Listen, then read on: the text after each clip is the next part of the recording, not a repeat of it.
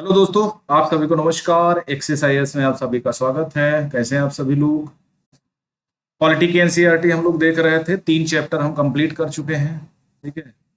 पहले चैप्टर के तहत इंट्रोडक्शन हमने देखा था। सेकंड चैप्टर में हमने जो स्वास्थ्य के क्षेत्र में सरकारों की क्या भूमिका होती है वो हमने चैप्टर देखा था। लास्ट चैप्टर में हमने देखा था कि राज्य सरकारों की शासन व्यवस्था कैसे काम करती है, विधायक कौन होता है, निर्वाचन कैसे होता है, निर्वाचन क्षेत्र क्या होते हैं, लोकतंत्र सिस्टम क्या होता है, बहुमत क्या होता है। इस तरह के मुद्दों को हमने डिटेल किया था। आज हम अध्याय 4 यानी यूनिट 3 है हमारी, और अध्याय 4 है। ये आप देख रहे हैं एनसीईआरटी क्लास 7th पॉलिटी।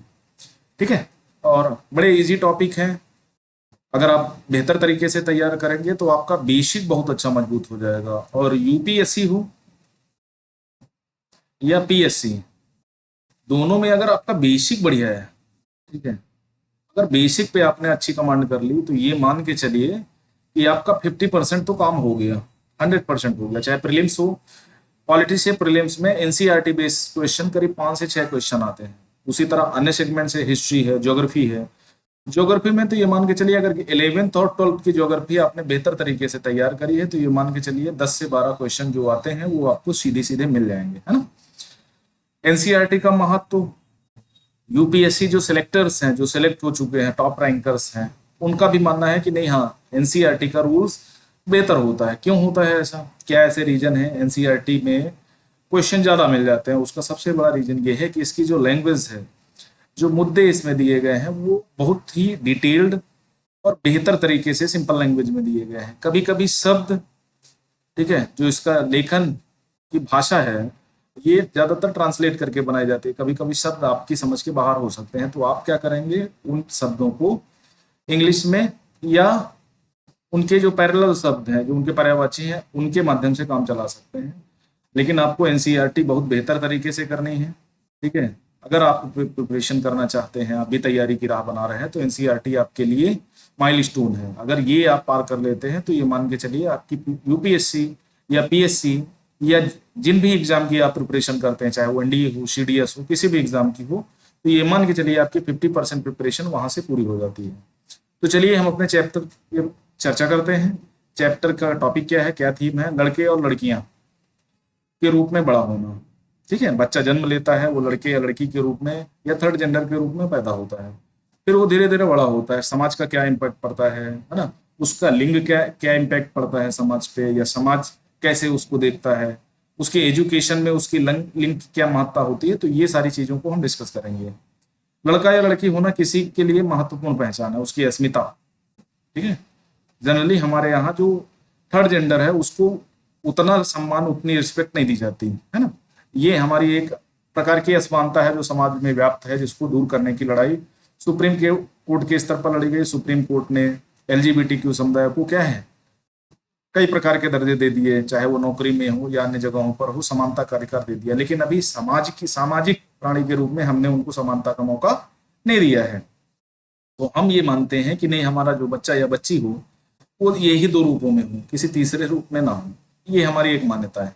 ठीक है। उसको अस्मिता है। जिस समाज के बीच हम बड़े होते हैं वह हमें सिखाता है कि लड़के और लड़कियों का कैसा व्यवहार स्वीकार करने योग्य है, उन्हें क्या करना चाहिए और क्या नहीं। प्रायः यही सोचते हुए बड़े होते हैं। ये सब बातें सब जगह बिल्कुल एक सी हैं, परंतु क्या सभी समाजों में लड़के और लड़कियों के प्रति एक जैसा नजरिया है? ऐसा नहीं होता। आप यूरोपीय समाजों में देखिए। ठीक है। यूरोपीय समाजों में जो लड़के लड़कियां हैं उनको कुछ हद तक ज्यादा फ्रीडम है लड़कियों को।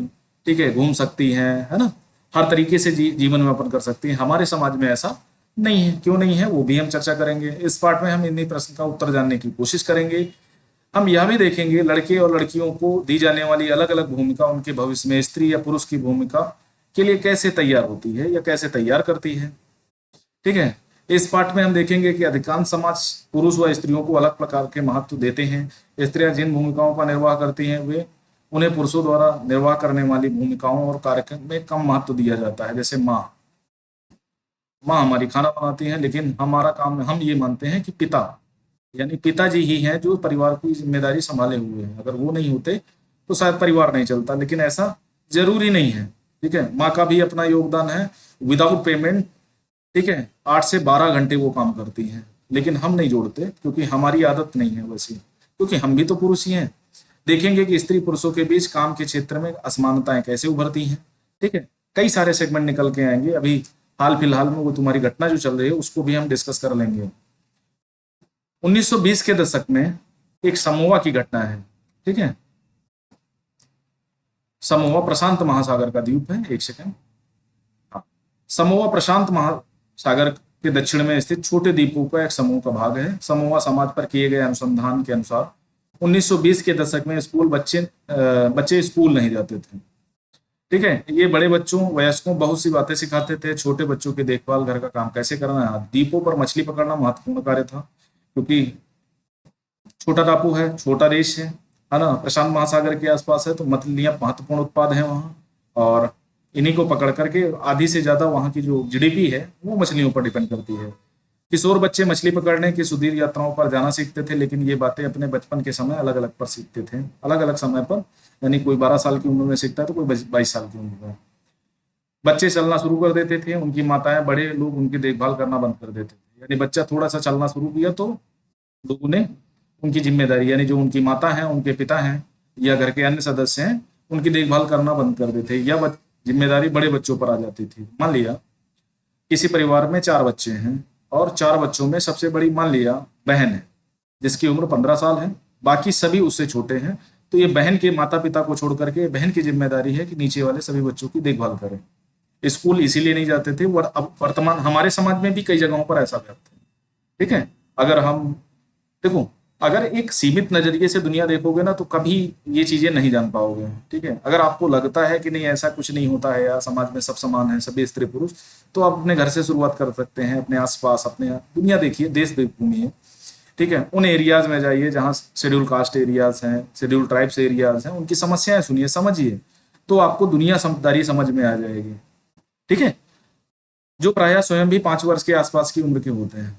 लड़के लड़कियां दोनों अपने छोटे भाई बहनों की देखभाल करते थे, लेकिन जब कोई लड़का लगभग 9 वर्ष का हो जाता था, ठीक है, तो समूह में सम्मिलित हो जाता था बड़े लड़कों वाले, और उसका काम क्या होता था, मछली पकड़ने जाना, है ना, ये सारी चीजें। और लेकिन एक बार जब वो 14-15 साल के हो जाते थे तो वे अधिक स्वतंत्रता थी। लगभग 14 वे भी अपनी मछली पकड़ने के जाते, बागानों में काम करती थी, डालियां बुनना सीखती थी, खाना पकाने का काम अलग अलग रसोई घरों में भी होता था। लड़कियों अधिकांश काम करना होता था। ठीक है, और लड़कियां उनकी मदद करती थी। तो एक ये कहानी है कहाँ की, समोआ की। ठीक है, अब देखो एक छात्र का बात बताई गई है। ठीक है, अब आपका अनुभव उनके अनुभव से किस प्रकार भिन्न है ये आप बता सकते हैं। 1960 के दशक में मध्य प्रदेश के पुरुष के रूप में बड़ा होना। मध्य प्रदेश के छोटे शहर में रहने वाले स्कूल का वर्णन किया गया है। कक्षा 6 में आने के बाद लड़के लड़कियां अलग अलग स्कूल जाते थे, यानी लड़कियों के लिए गर्ल्स स्कूल और पुरुष के लिए बॉयज स्कूल। ठीक है, लड़कियां स्कूल जाते हुए समूह बनाकर चलना क्यों पसंद करती हैं, डर। ठीक है, ठीक है, अकेले जाएंगी तो उनको थोड़ी घबराहट होती है क्योंकि लोग उन्हें घूरते हैं। ठीक है, तो इसीलिए वो समूह बनाकर चलती हैं, आपस में बातचीत करते हुए। उन्हें लोगों को इधर उधर नहीं समझ में आता है ना। अलग ढंग से बनाए जाते थे। स्कूल के बीच एक आंगन होता था जहां वे बाहरी दुनिया से बिल्कुल अलग रहकर स्कूल की सुरक्षा में खेलती थी। लड़कों के स्कूल में ऐसा कोई आंगन नहीं होता था। देखो अब स्कूल में अंतर है। पुरुष जो बॉयज स्कूल होंगे वो ओपन होंगे, महिलाओं के स्कूल बंद होते थे, बंदे, और आंगन होता था। मतलब घर जैसा माहौल उनको दिया जाता था कि कहीं वो ऐसा ना हो बाहर निकल जाए, है ना। उनके बल्कि उनका खेल मैदान बस छोट एक बड़ा सा खुला स्थान था जो स्कूल से लगा हुआ था। और स्कूल के बाद लड़के सैकड़ों लड़कियों की भीड़ से सकरी गलियों से जाते हुए देखते थे। ठीक है, लड़कों पर जाती हुई लड़कियां बड़ी गंभीर दिखती थी सड़कों पर। यह बात लड़के से अलग थी, जो सड़कों में अनेक कामों के लिए उपयोग करते थे। यूं ही खड़े खड़े खाली समय बिताने के लिए, दौड़ने खेलने के लिए, साइकिल चलाने, करतब आजमाने के लिए। लड़कियों के लिए गली सीधे घर पहुंचने के माध्यम थी। लड़कियां इधर उधर नहीं जा सकती थी। स्कूल, घर से निकली स्कूल, स्कूल से निकली घर। लड़के क्या करते हैं, वो लपड़बाज, है ना। स्कूल जाना है तो 4 रास्ते घूम के आएंगे, इधर से इधर घूम से 4 स्कूल घूम के आएंगे। लपड़ टाइप के लड़के जो सीधे होते हैं वो सीधे घर से स्कूल, स्कूल से घर, है ना। तो ये उनके लिए है जो आप जैसे लड़के हैं, समझना है। लड़कियों का एक जिम्मेदारी होती है कि स्कूल से अगर 5 मिनट लेट हो गए 500 सवाल। लड़का चाहे 1 घंटे लेट जाए या दूसरे दिन पहुंचे, ज्यादा सवाल जवाब नहीं, है ना। तो ये हमारा एक सामाजिक ताना बाना है जिसमें लड़कियों से ही हम सवाल पूछते हैं, लड़कों से नहीं। ठीक है, अपने पड़ोस के किसी, ये तो बच्चों के काम है, ठीक है, ये भी बच्चों लेकिन सीख सकते हैं आप। लड़कियां हमेशा समूह में जाती थी, शायद उनके मन में डर रहता था कि उन्हें कोई छेड़ ना दे या उन पर हमला न कर दे। लड़कियां समूह में इसीलिए चलती हैं कि वो थोड़ा सा अपने आप को कंफर्टेबल महसूस करती हैं। ठीक है, चाहे कपड़े पहनने का तरीका हो, हमें ये बताया जाता है, बचपन से सिखाया जाता है लड़कियों को ये करना है, तुम्हें ऐसे करना है, कभी लड़के को नहीं सिखाया गया। ठीक है, और मेरे हिसाब से लड़का जब पैदा हो तो उन्हें ये बताना चाहिए कि ये जो महिलाएं हैं, जो ये रास्ते में चल रही लड़कियां हैं, ये तुम्हारे बाप की बपौती नहीं है। सबसे पहली जो बात बच्चों को समझानी चाहिए, लड़कों को खासकर, उनके माँ बापों द्वारा यही समझानी चाहिए कि जो लड़कियां रास्ते में चल रही हैं, जो स्कूल जा रहे हैं, जो इनको तुम घूरते हो, ये तुम्हारी बाप की बपौती नहीं है। ये बात सबसे पहले उनको समझाई जानी चाहिए। ओके, तो उनके मन में डर रहता था कि उन्हें कोई छेड़ ना दे, इसीलिए वो समूह बनाकर चलती थी। ऊपर के दो उदाहरण आपने पढ़े, आपकी समझ में भी आया होगा। हम यह भी अनुभव करते हैं कि समाज लड़के लड़कियों के में अंतर स्पष्ट करता है, बहुत कम आयु से शुरू हो जाता है। बचपन से ही बच्चों को, अगर लड़कियां फुटबॉल, क्रिकेट, गिल्ली डंडा, ठीक है, ये सारे खेल खेलने लगी, फुटबॉल खेलने लगी, जिसमें फिजिकल मूवमेंट ज्यादा होता है, तो उनको हमेशा नहीं, ये खेल तुम्हारे लिए नहीं बने। और बुजुर्ग लोग साथ ज्यादा मरते हैं, ठीक है, ये तुम्हारे लिए खेल नहीं बने, ये ऐसा नहीं है, तुम्हें गुड़िया गुड्डा खेलना चाहिए। ठीक है, यहाँ भी मतलब एक पारिवारिक माहौल बनाना है कि बच्चे को बड़ा इसीलिए करना है क्योंकि उसकी शादी करनी है। लड़की पैदा होना मतलब उसकी शादी की जिम्मेदारी बाप उसी दिन से सोचने लगता है। अगर इतना ही शिक्षा के विषय में सोचने न पड़े कि आलोक मौर्य को, ज्योति मौर्य को पढ़ाना नहीं पड़ता, अगर उसके बाप ने, ज्योति मौर्य के बाप ने ये कोशिश कर ली होती। ठीक है, अगर वो 18 साल की उम्र में शादी न करके 28 साल की उम्र में करता तो शायद ज्योति मौर्य अपने बाप की कमाई से ही वो एसडीएम बन गई होती। और वो इतनी काबिल थी, उसे सचिवालय की नौकरी हो। अगर आलोक मौर्य को लगता है कि नहीं मैंने ही एसडीएम बनाया, जिस पति को लगता है कि मैंने अपनी पत्नी को एसडीएम बनाया है, या जिस भाई को लगता है कि मैंने अपनी बहन को एसडीएम बनाया है, जिस किसी को भी अगर ये लगता है, तो भाई दूसरी औरत को बना के दिखा दें, हमारे यहाँ से ले जाए, किसी साधारण से महिला को एसडीएम बना के दिखा दें। ये औकात नहीं है, क्योंकि देखो जो आपके अंदर टैलेंट होता है, आपको अगर एक्सपोजर मिल जाता है तो आप बन जाते हैं, नहीं मिला तो नहीं बने, है ना। और जो ये कहते हैं ना कि नहीं 130 लड़कियां हमारी कोचिंग से इसलिए छोड़ के चली गई क्योंकि उनके पतियों ने मना कर दिया, उनके बापों ने मना कर दिया, उनके भाइयों ने, अरे यार आपको बच्चे पैदा क्यों करते हो? गुलाम बनाने के लिए, अगर एक्सपोजर नहीं देना है ना। तो हमें चाहे लड़का हो लड़की हो, उन्हें कुछ ऐसी चीजें बतानी चाहिए जो आमतौर पर आवश्यक है। ठीक है, तो अब यहाँ शुरू हो जाता है। उदाहरण के लिए उन्हें खेल में भिन्न खिलौने दिए जाते थे, लड़कों को अलग, लड़कों को राजा बनाया जाता था, दरोगा बनाया जाएगा, ये बनाया जाएगा, वो बनाया जाएगा, लड़कियों को बहू, है ना। तो लड़कों को पाया खेलने के लिए कारें दी जाती थी, लड़कियों को गुड़िया, दोनों ही खिलौने खेलने में आरामदायक हो सकते हैं, फिर भी लड़कियों को गुड़िया और लड़कों को कारें ही क्यों दी जाती थी? ये माइंडसेट है। ठीक है, ये माइंडसेट है बच्चों को, ये हमारी भी समझ में नहीं आता कि लड़कियों को गुड़िया को दी जाती है। ठीक है, लेकिन ये माइंडसेट है। ये क्या करता है, बच्चों को उस माहौल में ढलने का, बैठने के तरीके, चलने के तरीके, हंसो नहीं तेज, चार लोगों के बीच में आपको हंसना कैसे ये भी बताया जाएगा, कपड़े कैसे पहनना जाएगा ये भी पुरुष बताएंगे। ठीक है, जब वे बड़े होते हैं तो स्त्री पुरुष बनेंगे, उनका भविष्य अलग अलग होगा। हम विचार करें, प्राय प्रतिदिन छोटी छोटी बातों पर बना, ठीक है, बातों पर ये अंतर बनाए रखा जाता था। जैसे लड़कियों को कपड़े कैसे पहनने चाहिए, लड़कों को पार्क में कौन खेल खेलना है, लड़कियों को धीमी आवाज में बात करनी चाहिए, लड़कों को रौब से, या बच्चों में यह बताने के तरीके हैं कि बड़े होकर स्त्री पुरुष बनेंगे तो उनकी विशिष्ट भूमिकाएं होंगी। बात के जीवन में इनका प्रभाव हमारे अध्ययन और व्यवसाय के चुनाव पर भी पड़ता है। अगर लड़की कह दे कि मुझे आर्मी में जाना है तो आधे लोग मर जाएंगे, खासकर घर वाले। अब देखो एक कहानी है, मेरी माँ काम नहीं करती। माँ, हम सभी बच्चे स्कूल में के भ्रमण पर जा रहे हैं, रोजी मैडम को साथ चलने के लिए किसी बड़े की जरूरत है, क्या आप अपने ऑफिस में एक दिन छुट्टी लेकर हमारे साथ चल सकती हैं? ये एक बच्ची है अपनी माँ से पूछती है। ठीक है, अगला, वैसे हरमीत की माँ हमेशा ऐसे समय पर हमारे साथ जाती है क्योंकि वे काम नहीं करती हैं, क्योंकि वो क्या है, घरेलू महिला है। सोनाली, तुम कैसे कह सकती हो? तुम जानती हो जसमीन क्रांति सुबह 5 बजे उठती हैं और घर के सारे काम करती हैं। हाँ, पर वे काम तो नहीं है ना, ये तो सब घर के काम है। ओ, क्या वाकई में ऐसा ही सोचती हो? चलो ऐसा करते हैं, जसप्रीत के घर चलते हैं, उससे पूछते हैं कि वे खुद क्या सोचती हैं। ठीक है, श्री सिंह घर गई, किसके? जसप्रीत के। हर क्षण सोनाली सोचती है कि आपकी पत्नी कोई कामकाजी महिला नहीं है। पर आंटी, क्या ये वाकई ठीक नहीं? मेरी माँ तो घरेलू महिला है जो कोई काम कहाँ करती है। तो जसप्रीत, यदि ऐसा है तो तुम कुछ आराम क्यों नहीं करती और जरा ये काम और जरा इन्हें सब कुछ खुद करने दूं। क्या बात है, ठीक है, मैं कल हड़ताल पर चली जाती हूँ, वाह कितना मजा आएगा, कल हम पापा के साथ मिलकर सारा काम संभाल लेंगे। ठीक है, औकात समझ में आ जाएगी। ठीक है, पापा की भी और बच्चों की भी। अगली सुबह, हे भगवान, समय तो देखो, मेरा नाश्ता कहाँ है, और बच्चे अभी तक तैयार क्यों नहीं हुए हैं।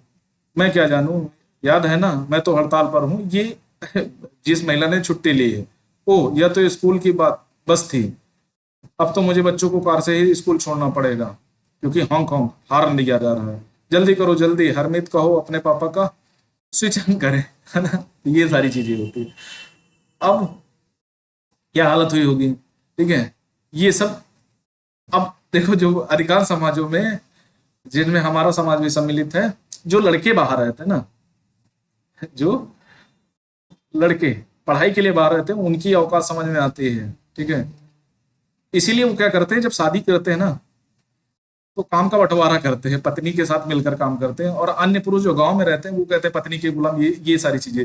अगर इस तरह के यानी जो लफंडर हैं, है ना, उनको ये सारा काम दे दिया जाए ना, एक दिन घर का खाना बनाना है, सुबह उठना है 5 बजे, ये करना है, चाय बनानी है सबके लिए, बर्तन धोने, ये सारे काम करना है ना, इनकी औकात समझ में आ जाएगी।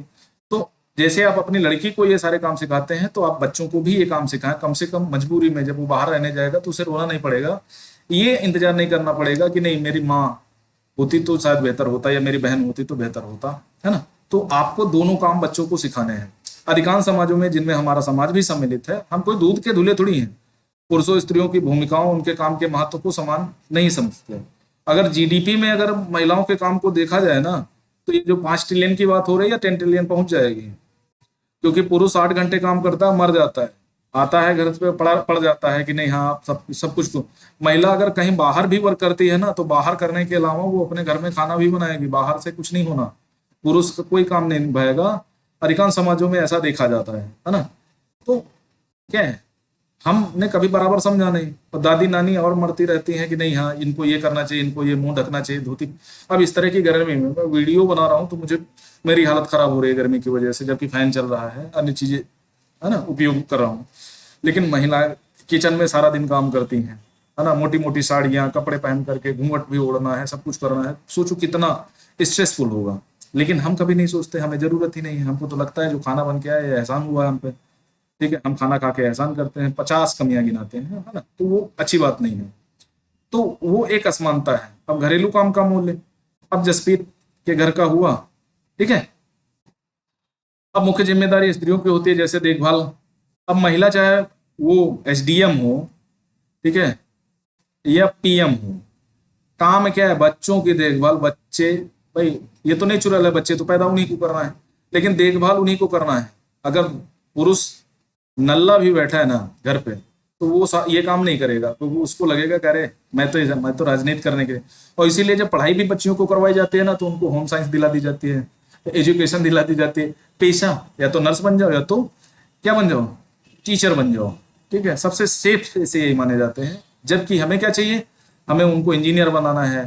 ठीक है, हमें उनको रॉकेट साइंटिस्ट बनाना है। इंफॉर्मेशन टेक्नोलॉजी में आज तो महिलाएं ठीक ठाक काम कर रही हैं, लगभग 20% महिलाएं अच्छे पेशे में है। अच्छे पेशे का मतलब आर्मी में, पुलिस में, है ना, इस तरह के पेशों में है, और बेहतर तरीके से काम कर रही हैं पुरुषों से ज्यादा।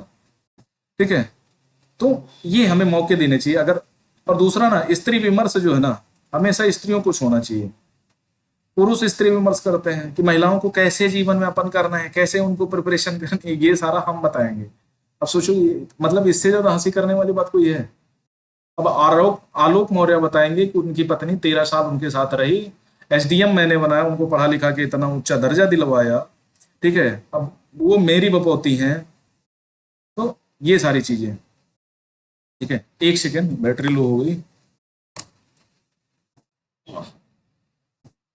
ठीक है, तो ये उनकी बपौती बन जाती है, तो उनकी बपौती तो है नहीं।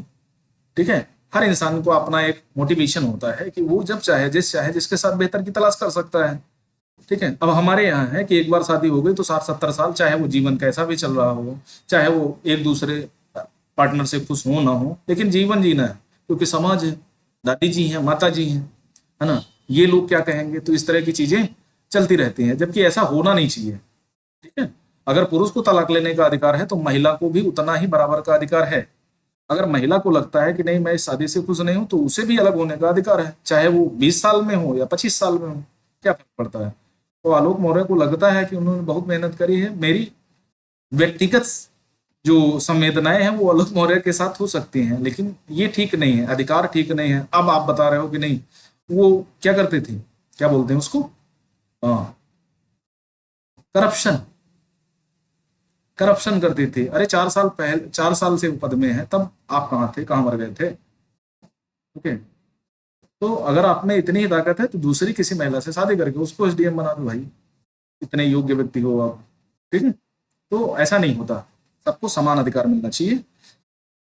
परिवार का ध्यान रखना, विशेषकर बच्चों, बुजुर्ग, बीमार का भी फिर जैसे हमने देखा, हमारे घर जाने वाले कार्यों में महत्वपूर्ण नहीं समझा जाता, मान लिया जाता है वे स्त्रियां स्वाभाविक कार्य है, इसके लिए पैसा देने की कोई जरूरत नहीं है, समाज के इन कार्यों का महत्व नहीं होता। ये हमारी सोच है, बताओ क्या हरमीत और सोनाली को यह सहना कहते हैं हरमीत की माँ काम नहीं करती? क्या आप सोचते हैं कि अगर आपकी माँ या वे लोग जो घर के काम में लगे हैं एक दिन हड़ताल पर चले जाएं तो क्या होगा? भूखे मर जाओगे। अब आपके भरोसे तो रहो मत, ऐसा बना के खिलाएगा 4 दिन बाथरूम देखना पड़ेगा, है ना। उपयुक्त कहानी में केवल हरमी की माँ के काम नहीं करती थी, काफी सारा काम मंगला भी करती थी, उसके घरेलू काम में मदद के लिए लगाई गई थी, यानी जो एक और लेडी थी। बहुत से घरों में, विशेषकर शहरों और नगरों में, लोगों को घरेलू काम के लिए लगा लिया जाता है। वो बहुत से काम करते हैं, झाड़ू लगाना, सफाई, कपड़े, बर्तन, खाना, छोटे बच्चों बुजुर्गों की देखभाल आदि। गम कर काम कर अधिकांश स्त्रियां होती हैं। कभी कभी इनके लिए छोटे लड़के लड़कियां भी काम पर रख लिया जाता है, जो बाल श्रमिक होते हैं, घरेलू काम करने के लिए। अधिक महत्व तो नहीं है, इसलिए मजदूरी भी कम दी जाती है। 500 रुपए में पूरा खाना भी बनाना है, सफाई भी करनी है, कपड़े भी धोना है, ये सारा चीजें 500 रुपए में कराया जाता है। सोचो, ये हमारी स्थिति। घरेलू काम करने वाले दिनों के सुबह 5 बजे शुरू कर देर रात 12 बजे तक चलता है, यानी सुबह उठो, सारे काम करो। पुरुष नहाए न नहाए, महिला को रोज नहाना है। ठीक है, सुबह 5 बजे, चाहे ठंडी हो, गर्मी हो, तूफान आए, ओला पड़े, है ना। कोई, जैसे अभी लॉकडाउन लगा, पुरुषों की छुट्टी हो गई, ऑफिस नहीं जाना हो, होमवर्क करना है, महिलाओं को कोई छुट्टी नहीं। संडे होता है, पुरुषों को छुट्टी, वो अपने दोस्त यारों के साथ, हमारी माताओं को कोई छुट्टी नहीं है। तो ये थोड़ी अजीब बात है। जी तोड़ मेहनत करने के बावजूद पादा उन्हें नौकरी पर रखने वाले उनसे सम्मानजनक व्यवहार नहीं करते। ये भी सही है, जो हमारे यहाँ मेड काम करती है हम उसको तुच्छ समझते हैं, बचा कुचा देते हैं, कभी अपने साथ बैठा के खाना नहीं खिलाएंगे। ठीक है, अनुभव के बारे में इस तरह से बताया। मेरी पहली नौकरी एक अमीर परिवार में लगी थी, 3 मंजिले भवन में रहता था। मेन साहब अजीब महिला थी, वो काम करवाने के लिए चिल्लाती रहती थी। देखो, महिला का शोषण महिला कर रही है, सबसे ज्यादा महिलाओं का शोषण महिलाएं करती हैं। मेरा काम रसोई का था, दूसरी जो लड़कियां सफाई का काम करती थी। हम 5 बजे शुरू हुआ, नाश्ते में हमें प्याला चाय, 2 की रोटियां मिलती थी। देखो, तीसरी रोटी कभी नहीं मिली। शाम के समय जब मैं खाना पकाती थी, दोनों लड़कियां मुझसे एक एक रोटी मांगती रहती थी, मैं चुपके से उन्हें एक रोटी दे देती थी और खुद भी एक रोटी ले लेती थी। हमें दिन भर काम करने के बाद बड़ी भूख लगती थी। भाई, सुबह 5 बजे से लेकर के रात तक 12 बजे तक जो भी काम करेगा, भूख नहीं लगेगी? हम घर में चप्पल नहीं पहन सकते थे, ठंडे मौसम में हमारे पैर सूज जाते थे। मैम साहब से डरती थी, परंतु उन्हें मुझे गुस्सा भी आता था और अपमान भी। ठीक है, दिन भर काम नहीं करते थे हम, कुछ सम्मानजनक व्यवहार के, है ना। ये सारी, देखो, ये हर जगह की कहानी है, हमारे समाज में ही व्याप्त है। ठीक है, जैसे कोई सफाई कर्मी है, यहाँ आलोक मौर्य की बात नहीं हो रही, कोई सफाई कर्मी है, ठीक है, अगर वो झाड़ू लगाने का काम करता है तो उसका काम बहुत छोटा मान लिया जाता है और उसके हाथ से हम पानी पीना पसंद नहीं करते। बताओ, कितने जाहिलियत वाली सोच है। हरियाणा, तमिलनाडु के राज्यों में स्त्रियां प्राय 7 घंटे के लिए काम करती है। वास्तव में हम घरेलू काम कहते हैं, उसके अनेक कार्य सम्मिलित हैं। उसमें कुछ कामों में शारीरिक श्रम लगता है, ग्रामीण और शहरी क्षेत्रों में और तो लड़कियों दूर से पानी लाना पड़ता है। देखो, अभी आपने जब पहली कहानी पढ़ी थी सरकार के कर्तव्य स्वास्थ्य के क्षेत्र में, तो एक गांव था ना, पातालपुरम। ठीक है, पातालपुरम में पानी की समस्या थी, दूर दूर से पानी लाना था, 3 दिन में टैंकर आता था, लोग बीमार हो जाते थे, है ना। ग्रामीण क्षेत्रों में स्त्रियां लकड़ी, जलायु लकड़ियों, भट्टे, अब तो नहीं है। मोदी जी ने एक बढ़िया काम कर दिया, उज्ज्वला योजना के तहत महिलाओं को ये दे दिया। ठीक है, गैस सिलेंडर, चूल्हा वगैरह, सफाई करने, झाड़ू लगाने, वजन उठाने के काम, झुकने उठने, समान तरीके से चलने की जरूरत होती थी। बहुत सारे काम, जैसे खाना बनाने लंबे समय तक चूल्हा के सामने रहना पड़ता था। स्त्रियां जो काम करती हैं वो भारी और थकाने वाला शारीरिक काम होता है, जबकि हम आमतौर पर सोचते हैं पुरुष ही ऐसा काम कर सकते हैं। ठीक है। अब देखो, स्त्रियों के वेतन सहित कार्य प्रति घंटे है, हरियाणा 23। अवैतनिक घरेलू काम की प्रति घंटे 30 घंटे है। स्त्रियों के कुल काम के घंटे कोई हिसाब किताब नहीं, पुरुष के 38। पुरुष के अवैतनिक घरेलू काम के घंटे 2 घंटे, इधर उधर बस हाल लिए। पुरुष के कुल काम के घंटे देखो हरियाणा, है ना, कोई एंट्री नहीं, कुछ नहीं, कुछ जोड़ा नहीं गाएगा। ये 1998-99 का अध्ययन है। वर्तमान अगर देखेंगे, ठीक है, तो मैगी बनाओ, ये बनाओ, पास्ता, नमकीन, ये दुनियादारी मैं अपने घरों में देखता हूँ ना। जैसे कि हमने देखा महिलाओं के घरेलू और देखभाल के कामों को कम महत्व देना एक व्यक्ति या पारिवारिक मामला नहीं है। यह स्त्रियों पुरुषों के बीच असमानता की एक बड़ी सामाजिक व्यवस्था का भाग है। ये कोई ऐसा नहीं है कि हम आज से शुरू हुई, ये सोशल, ठीक है, जो हमारा बैकअप है, ये वहीं से शुरू होता है, शुरुआत से। ठीक है, शुरुआत से जब बच्चा पैदा होता है तभी से ये सिखाया जाने लगता है।